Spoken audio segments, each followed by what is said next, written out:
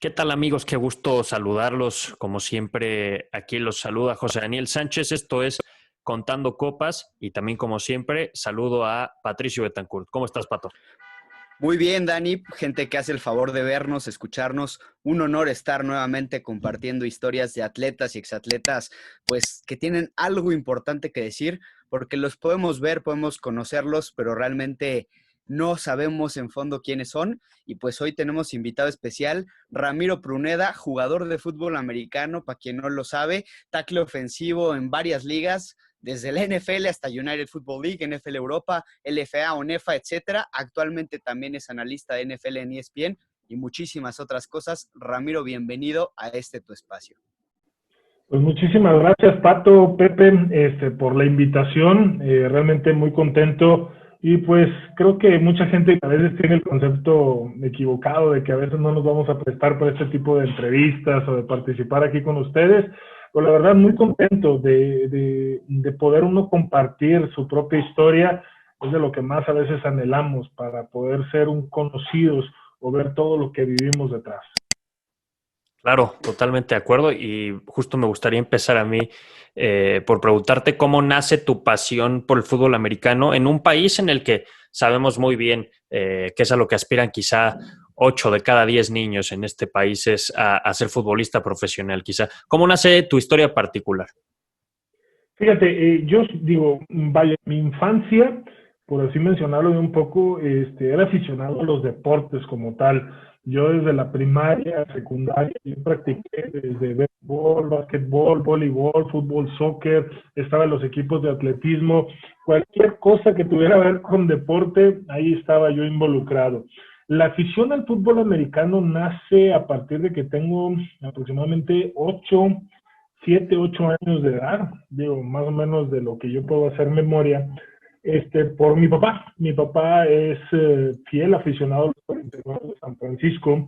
De hecho, él en su juventud estuvo trabajando en Estados Unidos. Mi abuelo era una de las personas que les enseñaba a mi papá, a mis tíos a trabajar, y era trabajar en el campo. Y justamente en una temporada que estaban trabajando allá en Estados Unidos, en el estado de California, pues mi papá, como trabajado, ahorró dinero, se fue a la ciudad de San Francisco y pudo asistir a un juego de los 49 en el Candlestick Park, obviamente en la parte más alta de los boletos más accesibles para él en ese entonces, y él me platicaba obviamente todas las historias y los juegos, y así fue cuando yo me fui adentrando a lo que fue ser aficionado a los 49 de San Francisco en específico. Pero bueno, a mí no se me hizo jugar fútbol americano en mi niñez, sino hasta que estuve en la preparatoria fue cuando pude practicar este deporte. Oye, me gustaría avanzar cronológicamente en tu historia, pero no puedo dejar pasar la oportunidad de preguntarte qué sintió tu papá al verte con el jersey de los 49 de San Francisco, pues ya entrenando con el equipo. Es algo que debe de ser indescriptible para tu papá como aficionado al equipo, ¿no? Sí, por supuesto. Para él, justamente yo acababa de terminar temporada con las Águilas de Filadelfia, había estado en Kansas, y luego fui transferido al equipo de Filadelfia, y obviamente el equipo no le había ido bien en Filadelfia, y yo estaba en busca de la oportunidad de seguir en el equipo, y era hablar con diferentes general managers, la oportunidad de en qué equipo me podía colocar. Yo nunca había buscado los 49 de San Francisco. Eran otras mis opciones con las cuales yo había podido hacer contacto, pero cuando se logra dar esa llamada donde me dicen, nosotros te queremos, aquí está tu contrato, vente con nosotros. Obviamente a la primera persona, estaba yo con mi esposa y le comento, oye, acabo de recibir una llamada, ya tenemos trabajo, y a la primera persona que le hablo es a mi papá. Y obviamente le digo, oye, ya tengo trabajo, ya encontré equipo. Y me dice, qué bueno, mi hijo, ¿con qué equipo es? Y yo guardo un silencio como de 4 o 5 segundos para saber cómo se lo iba a decir. Y él en ese momento, oigo que se cae el teléfono, empieza a gritar. Él sabía por qué estaba haciendo la llamada, a qué equipo yo iba a ir.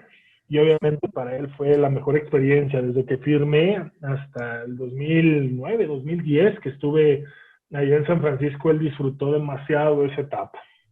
Y te fue a ver jugar los primeros juegos o a los entrenamientos, tuvo acceso, o sea, ¿le diste esa experiencia como fan del equipo? Sí, sí, sí. Primero yo tuve la oportunidad de haberlo hecho, y fue una grata experiencia. Fue un fin de semana rápido, pero logró estar allá, algo que me deja muy contento. Pero obviamente el poderle yo regalar un jersey con los que yo había jugado fue todavía mejor regalo que haberme visto. Guardarlo, lo tiene ahí como un tesoro allá en Monterrey, muy agradable. Es una satisfacción muy grande. Y ahora sí, regresando un poco a esta línea cronológica, decías que ya en la prepa empiezas a jugar y en esos momentos, quizá de esos 8 años que nos contabas que empiezas a verlo, hasta ese momento eras un aficionado nada más. Empiezas a jugar y ¿en qué posición lo haces? Mira, cuando yo empiezo a jugar en la preparatoria, empiezo a jugar como liniero ofensivo. Obviamente era un niño grande, por eso yo no había podido jugar categorías infantiles, porque no conseguía mi peso con la edad que yo tenía. De hecho, si hubiera podido jugar, que tenía la posibilidad, me tocaba jugar con niños hasta 4 años mayor que yo, por mi tamaño y por mi peso, más que esa era la limitante que podía equilibrar las ligas en las categorías infantiles. Pero como bien lo mencionas, empiezo yo de liniero ofensivo y en ese momento solamente era practicar fútbol americano. Conforme fueron avanzando las etapas, la mentalidad del por qué jugaba iba cambiando. Estando en la prepa, en mi primer año estoy jugando por fin fútbol americano. Tengo la oportunidad de estar en la Universidad Autónoma de Nuevo León, en la preparatoria número 2, donde me toca estar en una generación bastante exitosa dentro de la universidad Autónoma de Nuevo León, donde estando yo en la preparatoria consigo 2 campeonatos, había perdido una semifinal, me toca ser seleccionado sin saber yo que existía a la categoría juvenil de los auténticos Tigres, representando la máxima casa de estudios en Nuevo León, que era la Universidad Autónoma,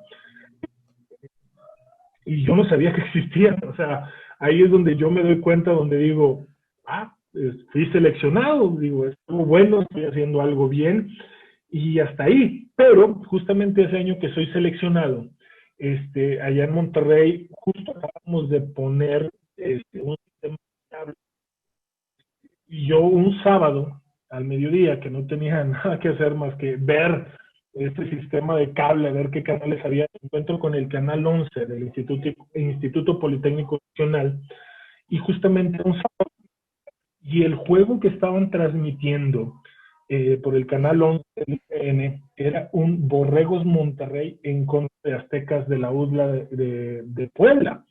Entonces yo dije, existe un equipo que se llama Borregos y es de Monterrey, colores azul y blanco. Yo aficionado al soccer, como bien tú lo mencionabas al principio, pues todos los niños aspiran a jugar fútbol, soccer, a 10 niños. Y yo no era la excepción de eso, yo era aficionado, soy aficionado a los Rayados de Monterrey. Cuando veo Borregos de Monterrey que juegan en el TEC de Monterrey, donde juegan los Rayados, yo dije, yo le voy a ese equipo. En ese momento nace mi afición también por el TEC de Monterrey, pero yo estaba en una universidad como la Autónoma de Nuevo León, que era acérrimo rival dentro de la ciudad en fútbol americano, pero en nivel preparatoria. Entonces, ahí es donde yo busco la manera de que al momento de graduarme, hacer una prueba, un tryout para jugar ahora en mi nuevo amor, que era el TEC de Monterrey. ¿Y cómo consigues la beca para estudiar en el TEC de Monterrey? ¿Qué estudiaste, Ramiro? Para quien no lo sepa, porque también es raro decir un atleta de alto rendimiento que tiene estudios universitarios en México. Sabemos que en Estados Unidos es diferente, pero en México sí es un caso diferente, quizá. Sí, así es. Yo soy egresado de Comercio Internacional, pero ¿cómo yo consigo la beca? Está algo chistosa la anécdota, porque cuando yo me gradué de la preparatoria, obviamente yo presento el examen de admisión a una de las facultades. Algo raro, porque no tiene nada que ver con la carrera que estudié en el TEC, y había pasado el examen de admisión en la carrera la facultad de físico matemático, y había, no sé cómo, que ahí los números se me facilitaban un poco, pero yo había ido al TEC de Monterrey, las instalaciones de fútbol americano, porque yo dije, quiero hacer una prueba, yo quiero ver la posibilidad de entrar al equipo. Yo con amigos cercanos que estaban bien enterados de todos los tryouts, las pruebas, me dicen la fecha, dónde está la oficina. Entonces, como yo ya había terminado los exámenes finales para graduarme de la preparatoria, obviamente ya había aprobado todos, voy a preguntar y a inscribirme para las pruebas. En eso, cuando yo regreso a mi casa, yo recibo una llamada. Bueno, le había contestado mi hermano en ese entonces, y me dice, oye, te hablaron del TEC de Monterrey.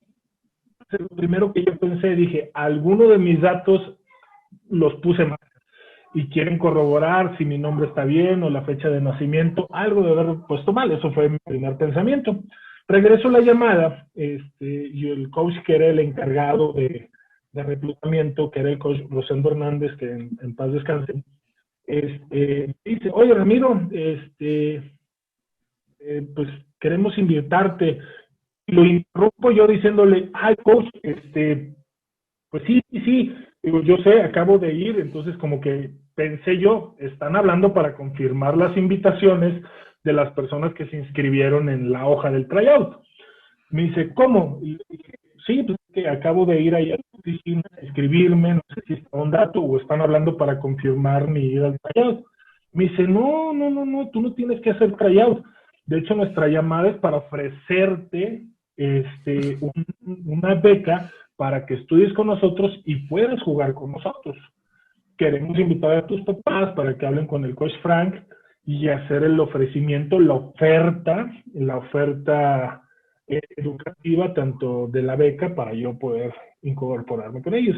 Y así fue como se dio. Entonces, yo ya voy con mis papás, aceptamos pues el ofrecimiento, y ahí es donde empieza mi carrera en el TEC. Hasta ese momento, lo que yo aspiraba, por eso te decía que iban cambiando las cosas de solamente quiero jugar, ahora quiero jugar en el TEC, y estando en el TEC, lo único que yo pensaba es, pues quiero ser campeón con el TEC y campeón nacional. Eso era todo hasta ese momento. Y aquí me gustaría hacer una pausa de la vivencia, de las experiencias, de las anécdotas, para hacerte una pregunta un poco más de análisis.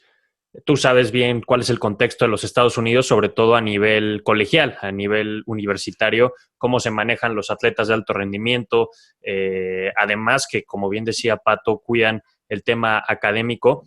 A mi punto de vista, el TEC es una de las instituciones que más apegadas están a lo que hacen en Estados Unidos en tema de balancear la academia con el alto rendimiento deportivo. Pero tú, jugando en el TEC, jugaste contra diferentes universidades que quizá no tenían todo eso. ¿Cómo valorarías tú el panorama del deporte universitario en México? Sí, es muy importante lo que mencionas. Justo lo que se crea en la CONADEIP, que es la organización de escuelas privadas, donde está el TEC, Aztecas de la UDLA, entre otras universidades, justamente buscan balancear eso y parecerse o tener un esquema muy parecido a lo que hace la NCAA. ¿Quieres jugar? Debes de representar a tu universidad donde estás jugando y donde debes de estar estudiando. Tener un avance académico respecto a un porcentaje, porque no es lo mismo tener un porcentaje de avance cuando llevas el mínimo de materias sin cumplir el requisito total de créditos durante tu semestre. Entonces, eso también tiene que estar equilibrado. Si tu cantidad de materias representa X porcentaje, debes de tener X porcentaje de avance para poder y que sea permitido tanto puedas jugar y mantener tu beca. No solamente era el poder jugar, sino mantener la beca. Ese es el esquema que tenemos ahorita. ONEFA es un poco diferente este aspecto.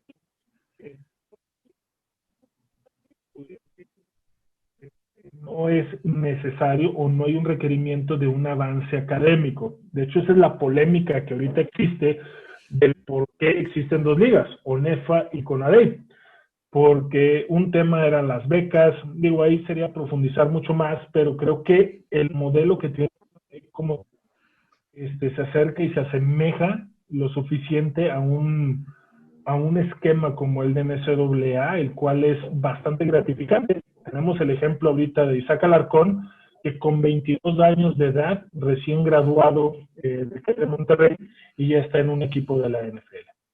Oye, y ahorita que estás hablando de los sueños por etapas, de cómo pues han ido cambiando, pasaste de querer jugar americano a después jugar en el TEC, después salir campeón con el TEC, lo logras en varias ocasiones, tanto en CONADEIP como en UNEFA, como en diferentes ligas. ¿Y cuándo es cuando decides pues ya jugar profesionalmente? Decir, oye, pues soy bueno en esto, puedo vivir de esto, ¿no? Fíjate que nunca cruzó por mi cabeza la posibilidad hasta mis últimos 2 años de Liga Mayor, porque ya había un plan trazado. De hecho, dentro de mi primer año de Liga Mayor, en el 2002, quedamos campeones. Tuve la oportunidad de pertenecer a esa generación que queda campeón en el 2002. Aparte, ser seleccionado nacional en mi primer año de Liga Mayor y terminando el juego de Liga Mayor en contra de Estados Unidos, que había sido el Tazón Azteca, que así le llaman. Mis papás se acercan al coach Frank para darle el agradecimiento de todo lo que había pasado la temporada, obviamente el campeonato, ser seleccionado, y darle las gracias y que, bueno, nos veíamos para el próximo año, que yo me iba a cuidar. Y en eso el coach Frank hace una pequeña pausa y les hace una pregunta, que cómo les caería $1,000,000. Esa fue la pregunta que les hizo. Entonces mis papás se quedan viéndose entre sí, mi mamá, mi papá, y es así, como que ¿a qué se refiere, coach? No, pues Ramiro se los puede dar. Y el coach se da la media vuelta, se va a despedir, porque estaban varios papás ahí, entre jugadores y todo esto, y se quedan con un signo de interrogación en toda la cara. Llegan conmigo cuando íbamos en el coche, porque este juego había sido en Torreón Laguna. Íbamos a Monterrey, es un trayecto como de 4 horas aproximadamente, tal vez un poquito más. Y justamente de repente, en un silencio donde yo voy descansando después del juego, me preguntan, oye, el coach Frank nos hizo esta pregunta, ¿tú qué sabes de esto? Que nos debes Yo me $1,000,000, quedo ¿no? con la misma, exactamente. Me dice, ¿dónde los tienes escondidos? Dije, no sé a qué se refería, no sé por qué les mencionó eso. Entonces, yo al siguiente año, en el mes de enero, donde tenemos la primera junta del año para toda la planificación, para la temporada que se jugaba hasta el mes de septiembre, porque esas son las cosas que aprendí, la planificación del trabajo, la organización, todas las metas habidas y por haber que el coach Frank nos enseñaba cómo trabajar durante todo un año. Yo le pido, coach, ¿puedo hablar con usted? Me dice, sí, en 5 minutos te espero en mi oficina, solamente déjame terminar esto. Perfecto. Subo a la oficina y le digo, oiga, coach, pues es que después del Tazón Azteca hablé con mis papás que usted les había dicho esto. Me dijo, sí, efectivamente, tú les vas a dar eso. Le dije, coach, pero ¿cómo es que yo voy a lograr eso? Me dijo, bien sencillo, vas a jugar en la NFL. Y yo dije, ¿cómo? O sea, los que vemos en la televisión. Digo, sí, sí, sí, con esos que tú ves en la televisión, los domingos, los lunes por la noche, tú vas a jugar ahí con ellos. No le pregunté por qué, porque se me hizo algo tan utópico, tan guajiro, un sueño que no estaba yo a visualizar. Yo le dije, no, pues quién sabe qué trae el coach entre manos. X, yo quiero ir por mi bicampeonato para el 2003 y nada más era lo que pensaba. Llegamos a la final, la perdemos contra el TEC Estado de México y otra vez me toca ser seleccionado nacional y esto toma aún más fuerza. Cuando el coach Frank me dice, no, bueno, fuiste seleccionado nacional, fueron 10 de tus compañeros de aquí del TEC que van a ir a la selección, pues para que representes en el TEC, ten cuidado con esto, obviamente cuidar la imagen, y pasa eso, llegamos en enero, y me dice, Ramiro, te espero en mi oficina ahorita que terminemos la junta. Terminamos la junta y yo llego, y me dice, oye, fíjate que la NFL creó un programa que se llama, es un development muy parecido a lo que tienen ahorita donde está el Paraguay, donde está el Arcón, pero esto era para jugar en la NFL Europa. Era un camino mucho más largo, jugar en NFL Europa, después de NFL Europa, irte a la NFL siempre y cuando hayas sido seleccionado. O sea, si el filtro se iba haciendo más chiquito, más chiquito y más chiquito. Pero ya existía pues mínimo una oportunidad. Y si fuiste seleccionado, te vas a ir durante 4 semanas a ir a entrenar sin la oportunidad de hacerte profesional para jugar en la NFL Europa. Le dije, perfecto, coach, ¿cuándo es esto? En el mes de marzo. Dije, perfecto, yo me voy en el mes de marzo. Y así es como me voy. regreso y dentro de yo entreno en contra de europeos, asiáticos, los otros mexicanos que estaban por ahí. Rolando Cantú es cuando se queda campeón esa temporada con el Don de Rodrigo, y después de ahí es seleccionado por los Cardenales de Arizona. ¿Y tú estás jugando en Colonia? No, ¿Eso es después? a eso voy, es un poquito más adelante. De hecho, yo no alcanzo a jugar en Colonia, pero ahorita vas a saber el por qué. Dentro de este campamento, de este programa, solamente entré en un mes, me da bastante bien. Dentro de ese mes me mencionan como el mejor jugador internacional con más desarrollo. Me entregan así unas palabras, yo regreso a México, pero se había creado una polémica dentro de esa semana, porque como yo estaba dentro del programa, había dos coaches del mismo equipo donde estaba Rolando y de otro equipo que dice, yo quiero a Ramiro que ya se quede, está en la edad ideal para aprender con nosotros y que no regrese a México. Obviamente por el convenio que existía con México, yo no me podía quedar, regreso. Y en el 2005, en mi cuarto año de Liga Mayor, terminando la temporada, yo le digo al coach Fac, coach, ya no quiero jugar mi último año de Liga Mayor y quiero buscar la oportunidad de quedarme en NFL Europa. Dijo, bueno, yo no te puedo detener. Si te sientes que estás listo, yo creo que estás listo, pues adelante. Ve con todo, domina, haz lo que tengas que hacer.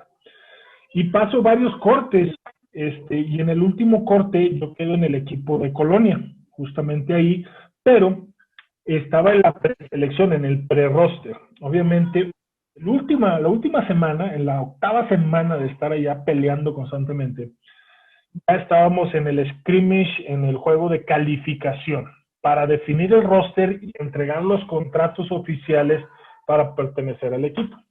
Y ahí es donde yo, ya estando dentro del equipo, en la última jugada, faltando 2 minutos para que acabara el scrimmage, 2 minutos para que acabara el entrenamiento, como le quieras llamar, pasa una jugada accidental.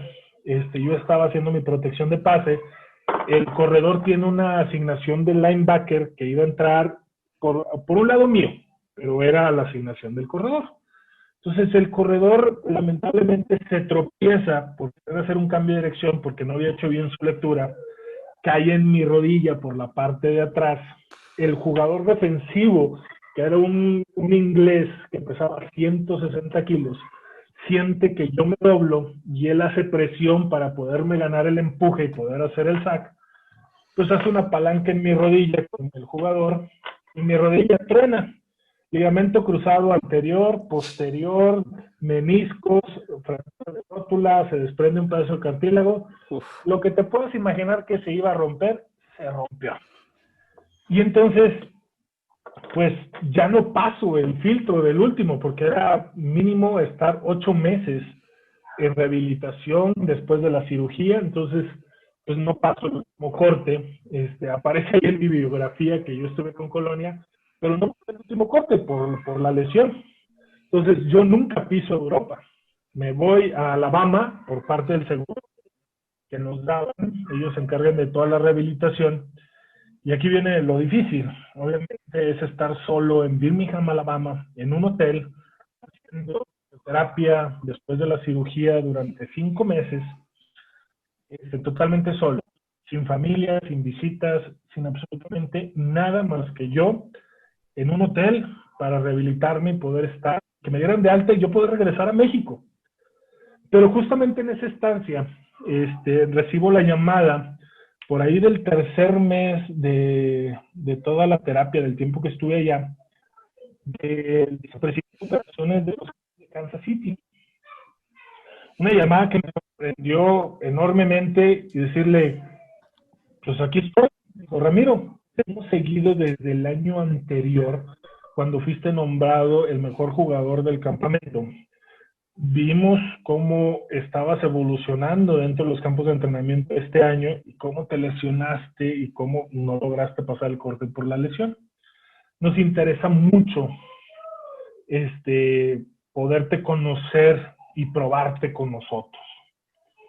Y en ese momento fue decir, bueno, si le estoy echando el 100% a mi fisioterapia, yo tengo que estar listo porque ellos me quieren ver y me quieren conocer.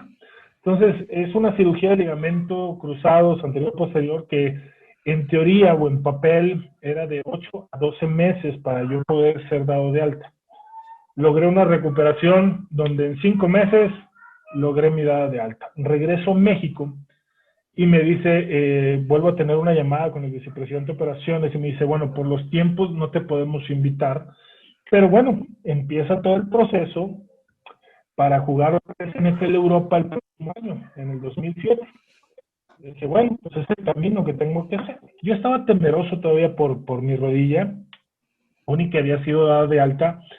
El coach Frank ve la manera de convencerme de que juegue mi último año en el TEC de Monterrey, lograr ese tricampeonato que no se le había dado. Con eso empata un récord como el coach Diego García Mirabete, que no había podido dar cuando estaba en Cóndores.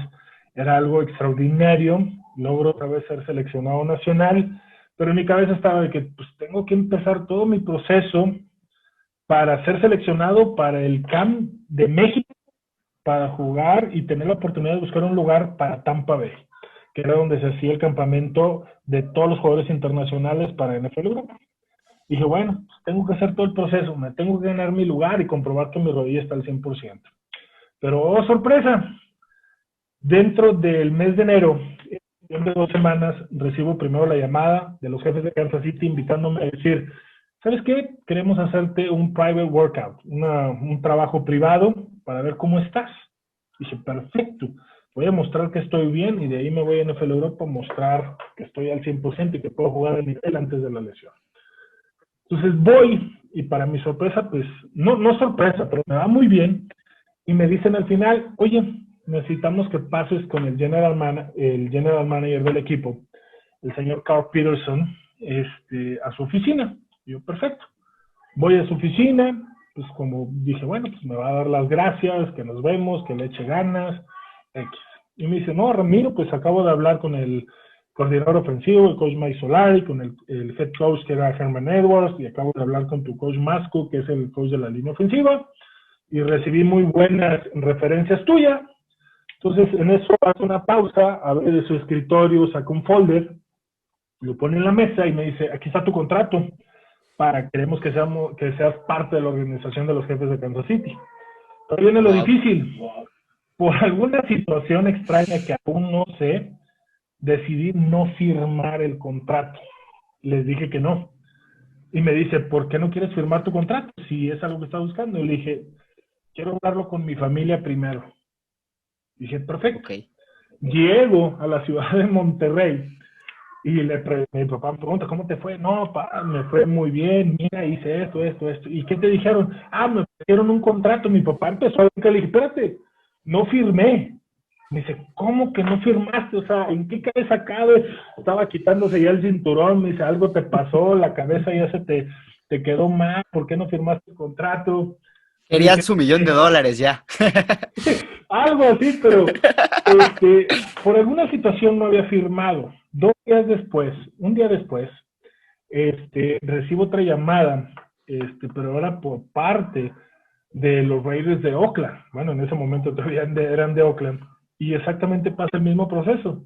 Viajo a la ciudad de Oakland, hago todo el proceso, y el mismo ofrecimiento de contrato, digo que no.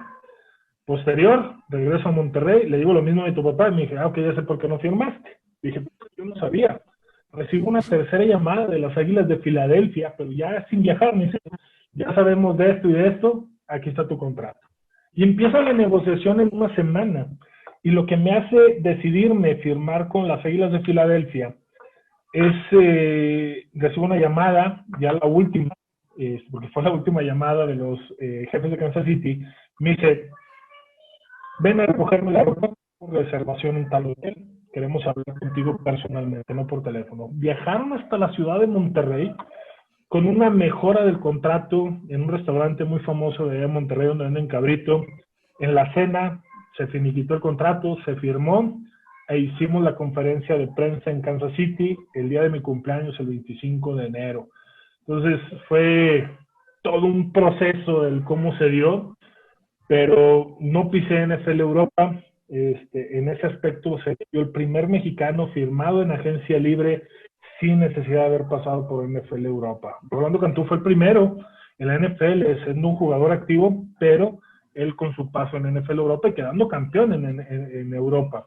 Yo pues me brinqué ese paso, pero igual llegamos al objetivo que era la NFL. Y así se dio.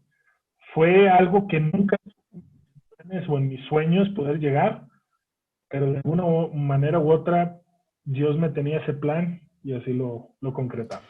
Oye, y digo, todo este proceso que nos cuentas son subidas y bajadas de emociones, me imagino.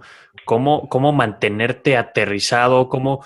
Digo, imagínate, te ofrecen un contrato y no sabes qué hacer. Te ofrecen tres. Tienes la frialdad de decir, ¿no? Digo, ya nos dijiste que no sabes por qué, pero en tu cabeza seguro había una emoción, un tipo brincando, no sé. ¿Cómo mantienes los pies sobre la tierra? Si lo analizo, te puedo decir que fue por miedo, por un pánico escénico de decir, ¿esto es real? Y dije, ¿lo merezco o no lo merezco? Creo que eso sería la única, que por miedo dije que no, pero creo que lo que estaba preparado era poder negociar, que me fuera mejor, porque dentro de esa negociación, en la cena, y pasó un detalle, que cuando me ofrecen el contrato ya con la mejor económica, yo ya había agarrado la pluma para firmar, y en eso mi papá pone la mano en la mesa y dice, no, ¿qué tal si le subimos esta cantidad al signing bonus, o sea, el bono por firmar el contrato?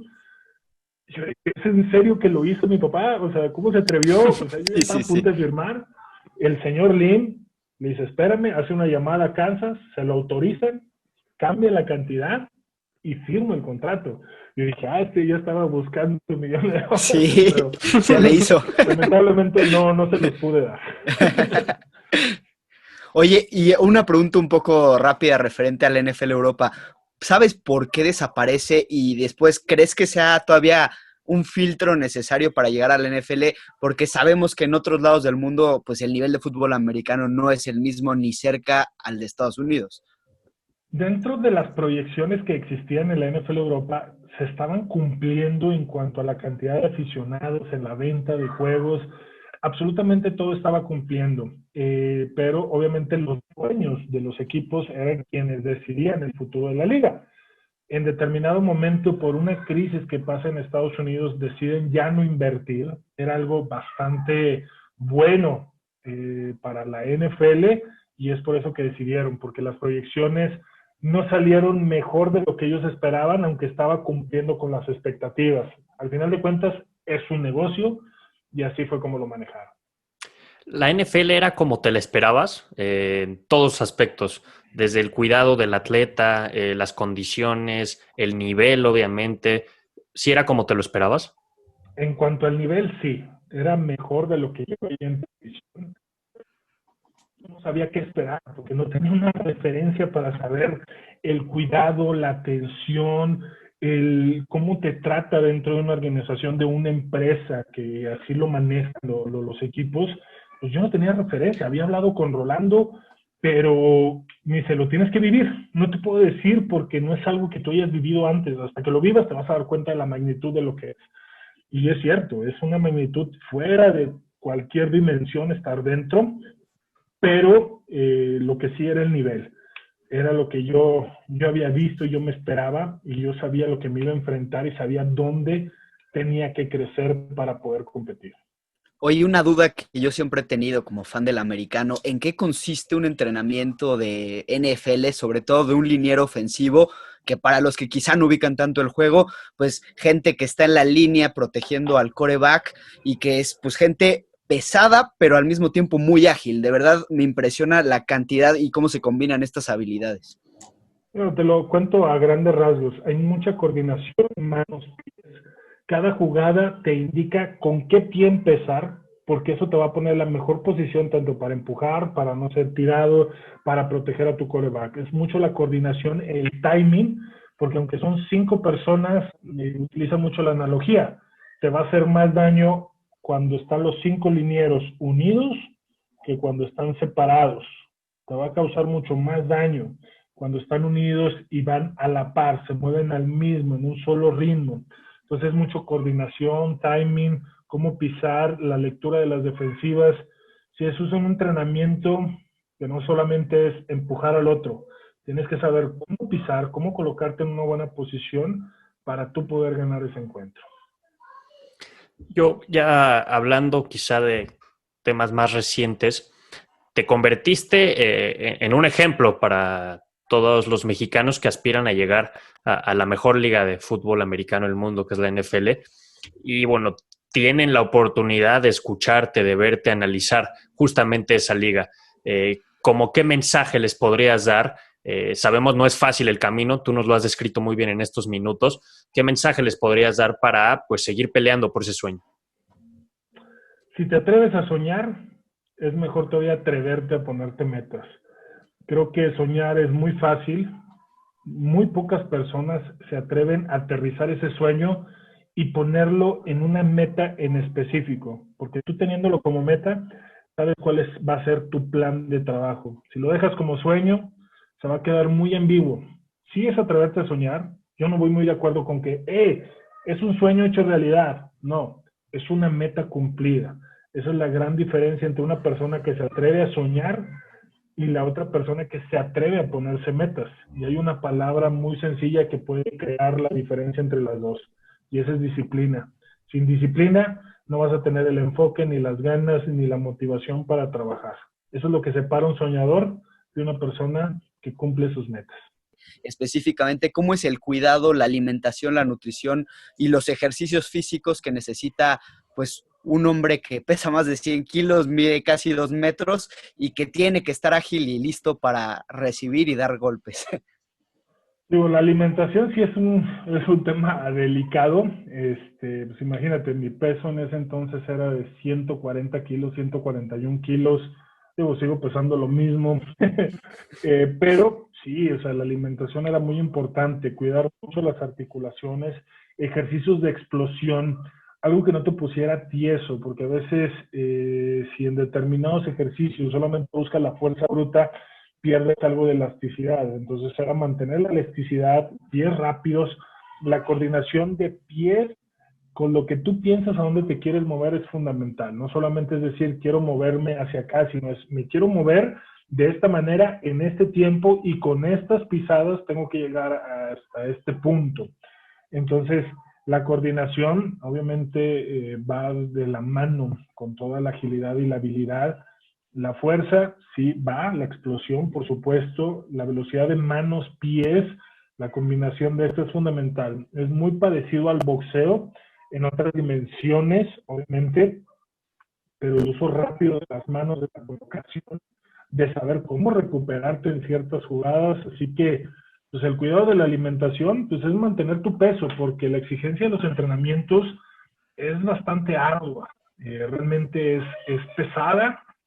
Entonces, pues la ingesta para aguantar.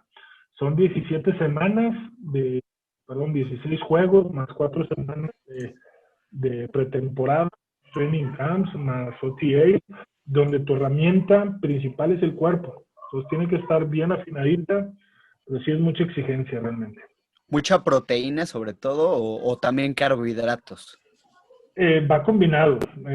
Obviamente dentro, por ejemplo, de mi peso es algo que sigo manteniendo o intento mantenerlo. Obviamente he tenido sus picos y sus bajadas.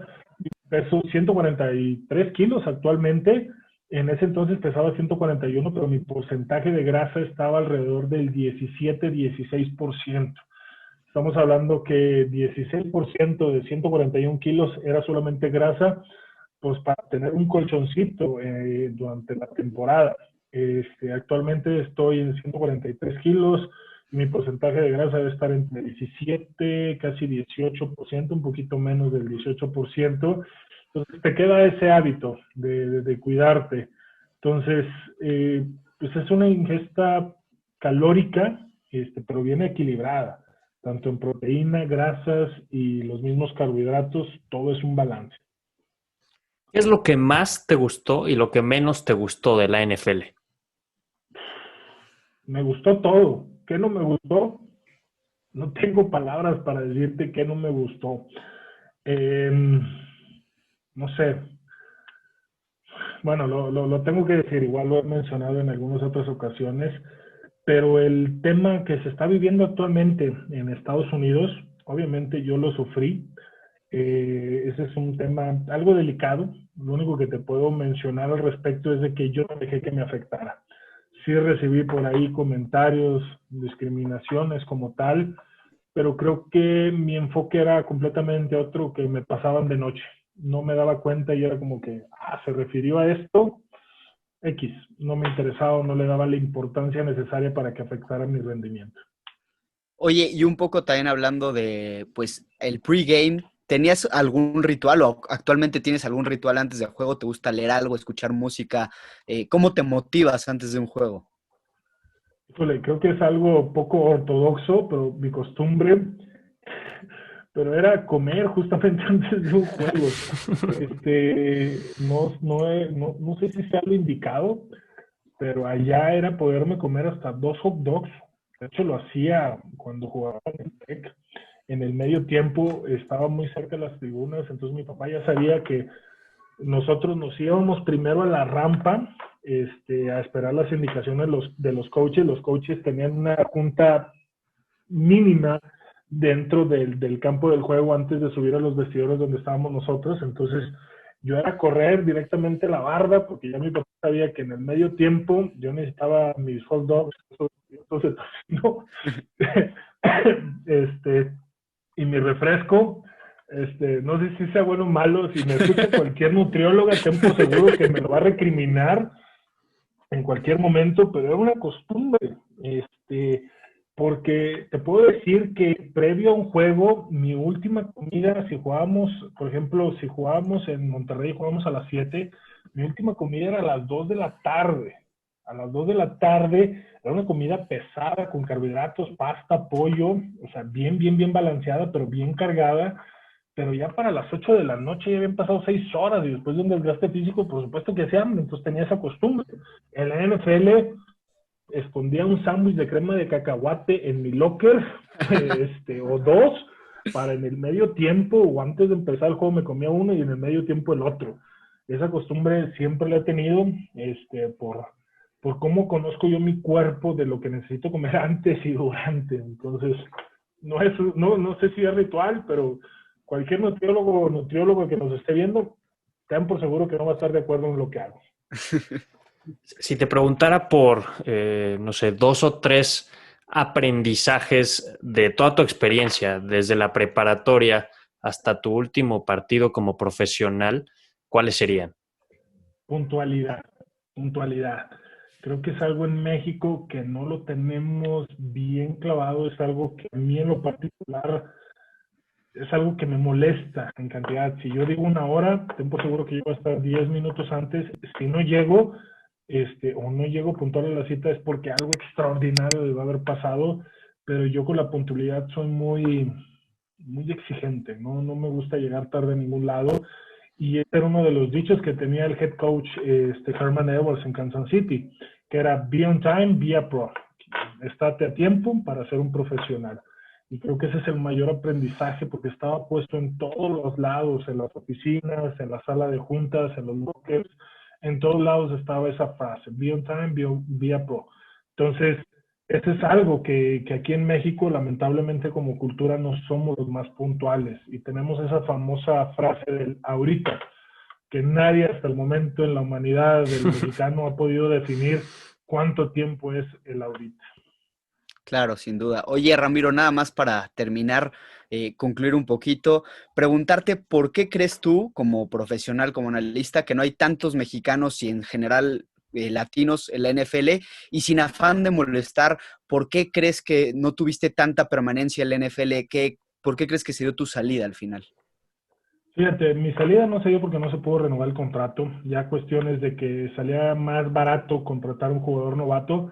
De hecho, si tú buscas las estadísticas, el promedio del jugador de NFL, no te estoy diciendo agarra un jugador, tú busca el promedio del jugador promedio que juega cuántos años en la NFL, son 3.3 años. Ese es el promedio que juega. Por eso, dentro del argot de la NFL, las siglas no son National Football League, es not for long, o sea, no duras tanto. Entonces, obviamente, es parte del proceso. Nosotros estuvimos 3 años y medio, cumplimos con el promedio, difícil, porque de repente llega un jugador de college que te cuesta un cuarto de lo que tú vales, casi haciendo el mismo trabajo con la oportunidad de crecer, se la va a arriesgar o se la va a jugar el equipo. Es una empresa. ¿Por qué no hay en México tantos jugadores? Por lo mismo que te estaba mencionando ahorita, defínenme el ahorita. Muchos de ellos deciden empezar su preparación para sus últimos 2 años de Liga Mayor. Esto no sé si sea bueno o sea malo, pero sí lo tengo que generalizar. Ha estado cambiando la cultura, de eso sí estoy bien consciente, gracias a las ligas profesionales que hay en México, tanto la FAM como la LFA, en la cual pues estoy jugando actualmente, que ya he quedado campeón, también he tenido la oportunidad de estar ahí. Es eso, que no a veces no creen en los proyectos, que ahorita lo hago y eso es parte de lo que afecta. Ahorita la preparación en Estados Unidos empieza desde high school, desde la preparatoria. Aquí en Liga Mayor en México muchas veces empieza a partir de tu segundo, tercer, casi cuarto año de Liga Mayor, ya para terminar, decir, ahora sí, mi último año arrasé, y llevan ese retraso de 3, 4 años de preparación. Diferente a la NFL. Aquí la polémica que pasó con los de último año, estaban buscando jugar a los 26, 27 años. Acabamos de ver un Pat Mahomes con 24 años de edad renovar un contrato por $500 millones. Él estaba en su primer año en la NFL a los 21 años de edad. Y aquí apenas muchos jugadores están subiendo a la NFL, están jugando su primero o segundo año de Liga Mayor.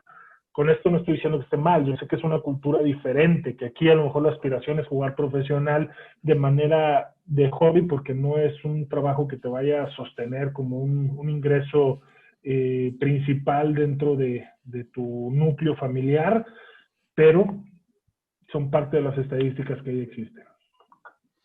No, de acuerdo. Pues bueno, agradecerte estos minutos. La pasamos muy bien, tanto Pato como yo. Espero que también que todos los que nos ven, nos escuchan, hayan pasado también minutos de aprendizaje. Además, agradecerte, te mandamos un fuerte abrazo. Ramiro, no sé si quieras agregar algo más. No, pues estar muy agradecido con ustedes. Igual, pues alentar a que sigan nuestras redes sociales, digo, tanto la de ustedes y las mías. En Facebook estamos como Ramiro Pruneda, en Twitter estamos como MR Pruneda, si lo mencionas en inglés, pues Mr. Pruneda, y en Instagram estamos como Pruneda-ESPN. Entonces, ahí los esperamos, y pues muchísimas gracias a ustedes por la oportunidad. Pato, Pepe, para mí es muy grato compartir parte de mi historia con ustedes y para los que los ven y los siguen ustedes.